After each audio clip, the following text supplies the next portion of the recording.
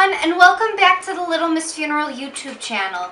Today I want to talk about what to do when you know someone who's experiencing a loss. If you haven't experienced the death of a loved one, there's a very good chance that you do know somebody who has. If you know someone who's lost a loved one, sometimes that can put us in a very confusing spot. Let's say that you have a friend who just lost their mother. Maybe you knew their mom, but you weren't particularly close with her. So the way that you're going to be expressing your grief at the passing is going to be completely different from the way that your friend is going to. So you tell your friend that you're sorry for their loss, but because you don't want to be too intrusive, because you didn't know their mom that well, you tell your friend to let you know if there's anything that you can do for them.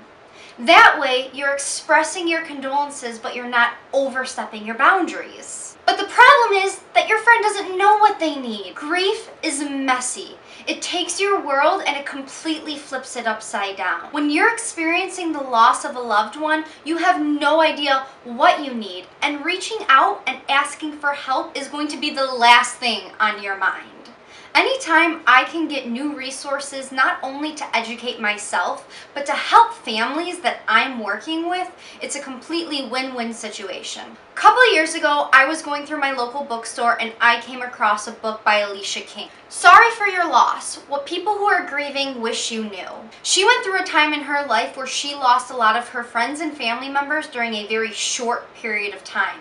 So she has not only a lot of knowledge, but a lot of personal experience when it comes to grief. So I decided to share with all of you the top 5 things that I took away from this book on things that you can do to help others when they're experiencing a loss. The very first thing that you can do is you can drop off food and restaurant gift cards to the person's house. People are going to be getting a large amount of food during the first couple of weeks when they experience a loss. But after that time frame, they're going to see a huge decrease in the amount of people who are dropping off homemade food. So that's when these gift cards can come in handy. When people are going through a loss, taking care of themselves is going to be the complete last thing on their minds. So they're not going to be eating or sleeping like they should. If they have a home-cooked meal in their fridge, or if they have a gift card where they can just get out and not have to worry about cooking for themselves, it's going to really help them out.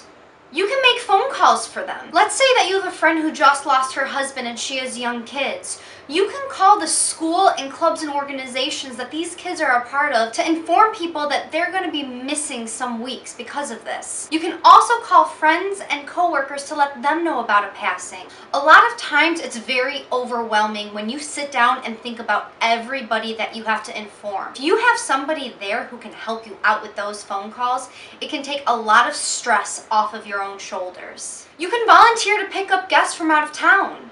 You can volunteer to go to the airport to pick up these people and bring them back to their hotels. That way, they don't have to worry about getting a cab or getting an Uber in order to get from one place or another, and you're really going to be helping out everybody involved. You can offer to house sit during the visitation and funeral service. Because a lot of deaths are put into local newspapers, people who are reading those obituaries are going to know the exact hours in which a house is going to be empty.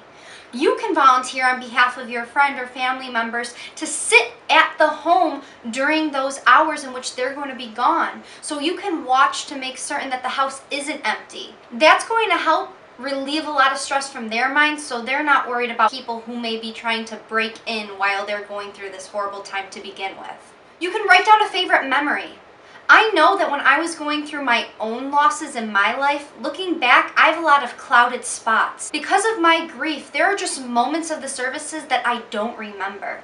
I wish that I could have had my friends and family members write down their favorite memories of these loved ones so I would have them as a keepsake and a memento to look back on. This is something that's so simple to do. Just write down your favorite memory, or maybe a time that their loved one made you laugh. By writing it down and giving it to them, they have something that they can keep for the rest of their lives to look back on. I highly recommend picking up this book by Alicia King. I'll put a link for it below in the description box, so if anybody is interested, there's an awesome awesome section in the back where she gives you really good resources to implement now in the event that you can't sit down and read the book right away. For anybody watching who's experienced a loss, if you have any recommendations, please put it in the comments below. Maybe of things that your friends and your loved ones did to help you during some of these times. And once again, please don't forget to hit the like and subscribe buttons below. Thanks so much for watching, and I'll see you all next time.